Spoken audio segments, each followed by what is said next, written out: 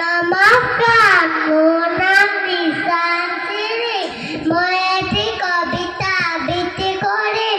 কবিতাটিৰ শিৰোনাম কল কল কল কল কল কল লিজয় ৰাতিপুৱাই হিলয় হিলয় ফালি ভলা মলয় জোৰ জোৰ জোৰ বৈছে বলয় শুনিল গগন জুৰি দিগন্তলয় তৃষ্টি তৃষ্টি শিঙীয়া পেপাৰ সুমধুৰ ৰাউতা ৰঘৰাহুৰ ধিন ধিন টক টক টকা ঢোল মাত বাজে কাটাল পাত বহাগী বিহু দূৰ দূৰ দূৰ সৰু গাঁওখন দূৰণিৰ পৰা দেখো বৰ বিতুবন। কবি কলাগুৰু বিষ্ণুপ্ৰসাদ ৰাভা। ধন্যবাদ।